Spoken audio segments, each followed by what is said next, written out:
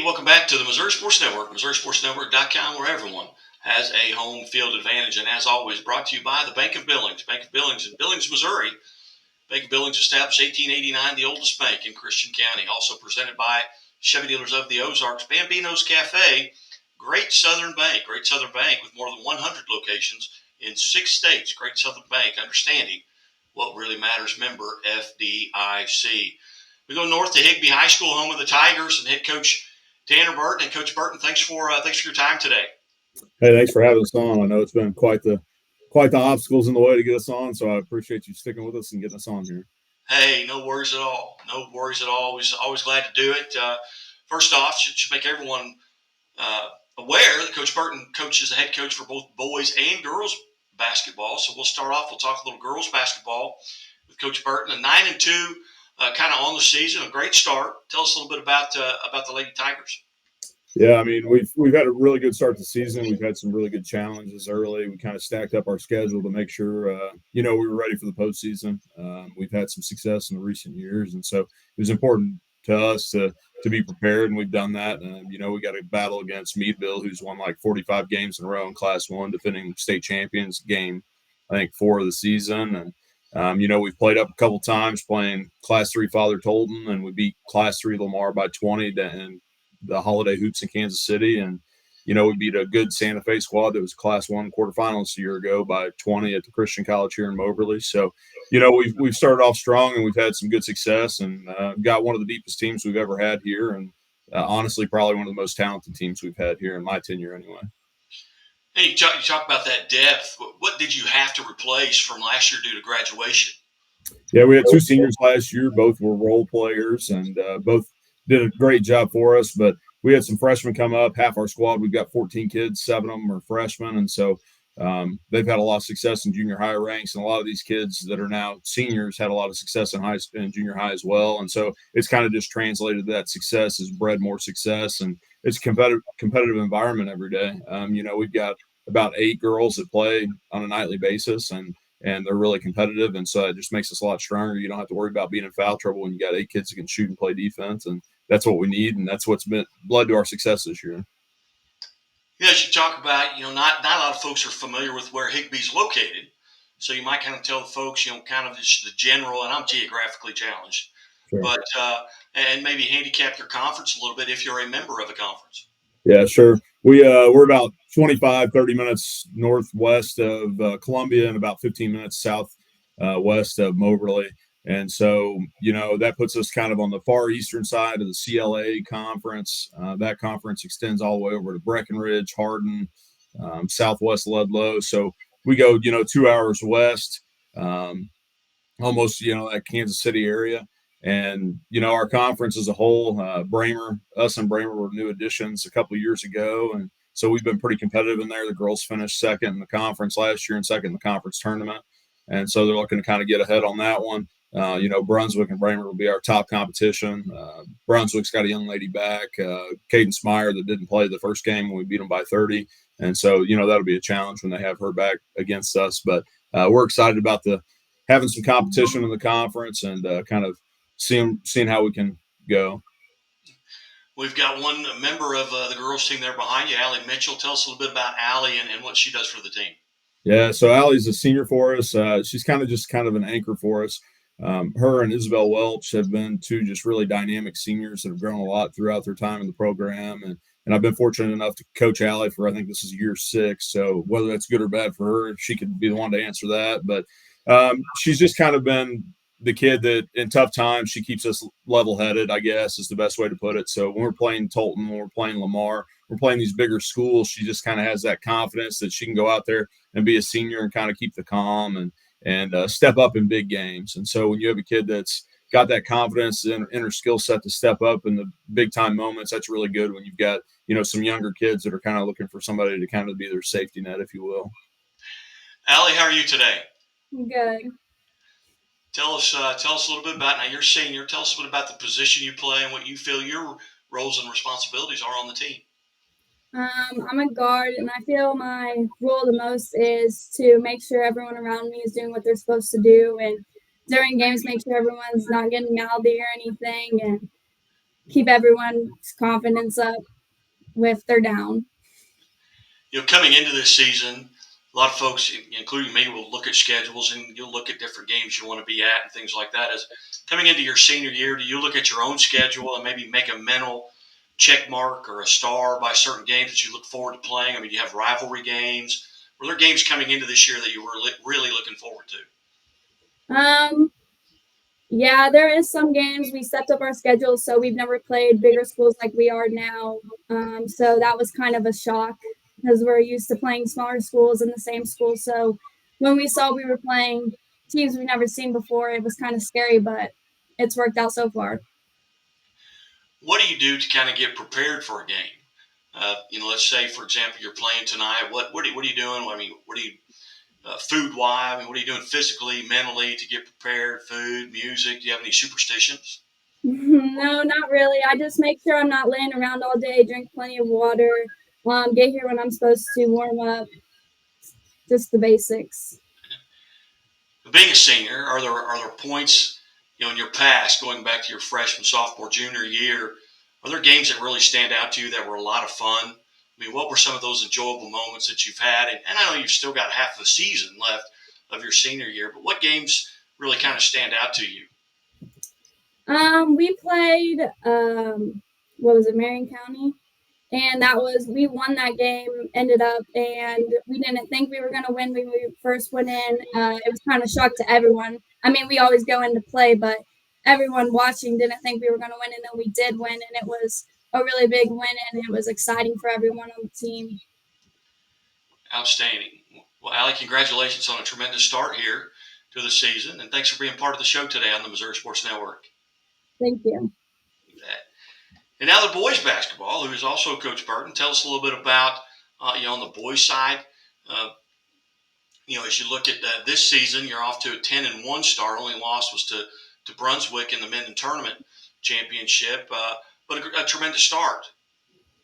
Yeah, ultimately, I mean, kind of the same premise there. We wanted to make sure we amped up our schedule. And so, I made phone calls. I think I contacted anybody that finished in the top, 4 in the state. I contacted them to see if I could get a game scheduled with them, and things didn't work out for everybody. But we ended up getting a game with St. Elizabeth, who we've become pretty well acquainted with. These young men lost to them. We lost to them their freshman year in the Final Four to place fourth. And then we've played them at neutral sites their sophomore year and now their senior year. We played them at MACC and we played them at the Rammy Shootout their sophomore year. And so we've been fortunate enough to win those rematches, if you will. St. Elizabeth's a quality team. We got the experience to take these young men to Mizzou Arena this year and play North Shelby there, which was a great experience on the biggest stage there is in basketball anyway. And it's where the Final Four is going to be held this year. And we've went to Kansas City and played up a couple classes with Lathrop. It's just one of those things that we've tried to find ways to make sure we're being pushed. We're playing Milan and the Rammy Shootout this year. We're currently in talks with some Class 3 and 4 schools to see if we can get a game aligned for the remainder of the season because these young men need to be pushed. You speak on the loss to Brunswick. Brunswick's a quality team, probably one of the top teams in our conference. Anytime you give up 36 points in a quarter, there's two things that are going right. One, offensively, you can't miss, and two, defensively, you can't get a stop. And so when those things happen, I would say in 11 years of coaching, that's the most points I've ever given up in a quarter. And so it's one of those things that it happens, but it can't ever happen again. You've got Northwest Menden. Now that's scheduled for tomorrow. Have you moved that game yet? Not yet. We're in talks that it's potential to be moved to next Thursday, but I think we're going to wait until the night wraps up to see what's in store. We've got two young men beside you there that are key to your success on the boys' side. Talk a little bit about Jackson and what he does. Well, you look at Jackson Hudson. I mean, he's been a kid that's just grown up through the program. The young man's averaging a double-double, 17 and 12 or around there. He's just become a kid that's really improved his game. This summer we had a lot of games. Derrick travels a lot for baseball, and Jackson had to kind of step up and fill that void when we played because we made sure that we played bigger schools all summer long, so we were ready to go. We had a couple starters graduate, and we didn't want there to be a lull when these guys step on the court in November. And he ran point guard for us. He ran post. He kind of did it all. And honestly, I think that was one of the biggest things that probably helped him is it just made him all around just fundamentally a little more sound. and more of a weapon. And he's done that. He's put up 30 in a game this year. I mean, he's really held his own. And so, the hope is we're going to get all these games rescheduled, and he'll get his 1,000 point towards the end of the season. So, we're going to do everything we can to make sure we get these games on schedule so that he has a chance to do that. Jackson, how are you today? Good. What do you do when you're out of school for weather? Do you sleep in? What do you got going on? Make scrambled eggs or what? I don't do much. I mean, I go coyote hunting sometimes, and I mean, I don't really sit around too much. Well, tell us a little bit about what you feel like your role is and your responsibilities on the team. I think rebounding is a big key for my game. I put up a lot of rebounds and second chance points for us on offense.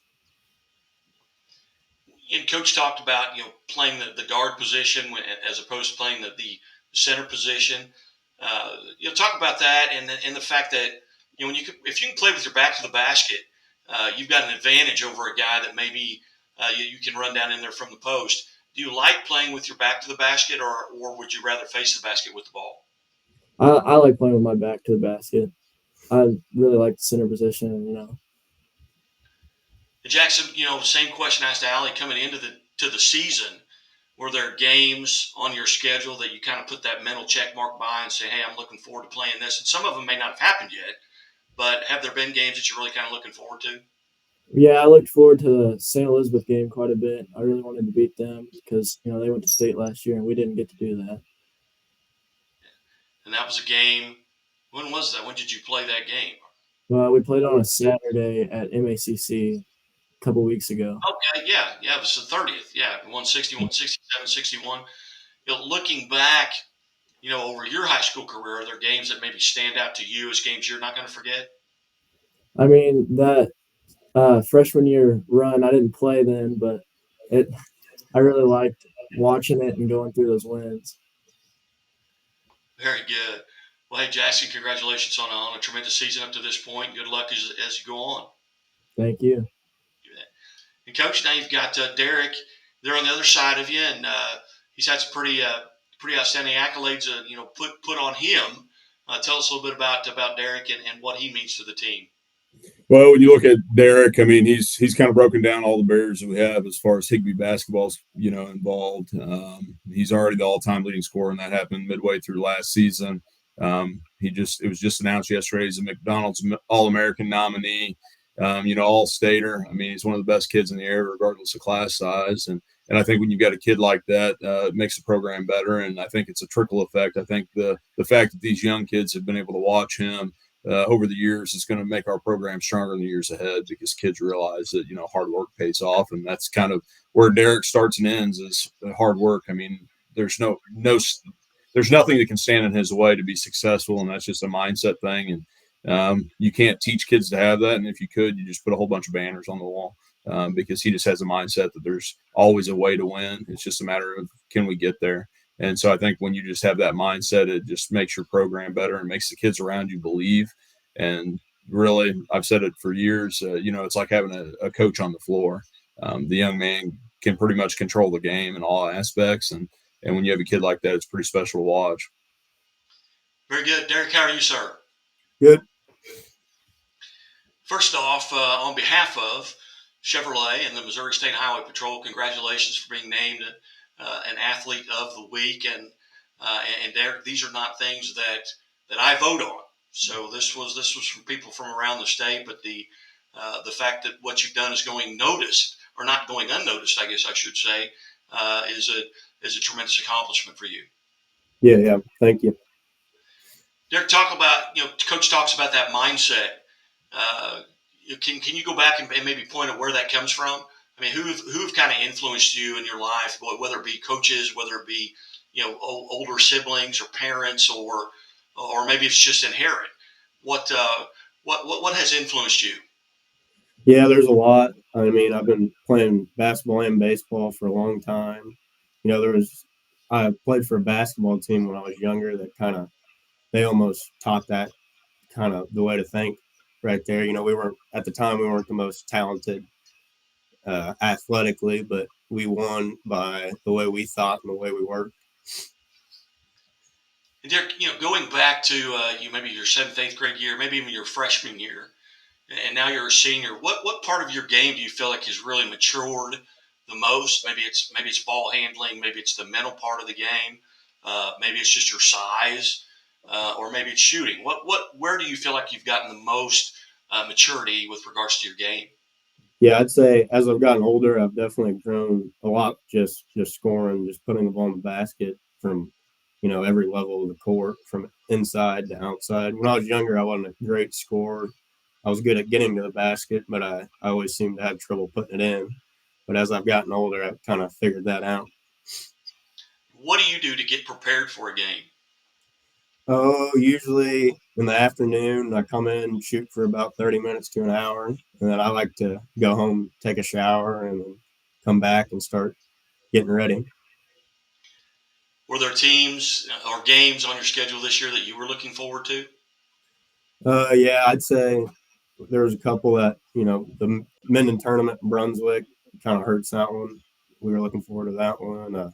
We'll get them a couple more times. You always look forward to playing them. Sainey was another big one. I can't really think of any others. That's okay. Whoever you're playing next, that's fine. Yeah. Uh, what plans, if any, do you have for next year? I'm planning on playing baseball at the University of Arkansas Tech. Okay, well, congratulations. What led to that decision? I've always enjoyed baseball. I thought I was a little more talented at that. And that's just what I've always wanted to do, was play baseball at the next level. Uh, well, once again, on behalf of Chevrolet and the Missouri State Highway Patrol, congratulations for being named an Athlete of the Week. Thank you. And Coach, again, I greatly appreciate you setting this up. And I know it was kind of back and forth. I know the weather has wreaked havoc on some folks, and I've had coaches say, "I've got to take my wife to the doctor. Or can we do it?" I'm okay. We're pretty flexible here at the Missouri Sports Network, so don't worry about it. And I actually had one coach had to pick his dog up from pet grooming, so we worked around that as well. So but I appreciate it. Allie and Jackson, Derrick, thank you for being a part of the show. Thank you. You're watching and listening to the Missouri Sports Network at MissouriSportsNetwork.com, where everyone has a home field advantage. And as always, the Missouri State Highway Patrol reminds us to take that 3 seconds and buckle up. It's 3 seconds that could save your life. Be safe, be smart, and be here tomorrow.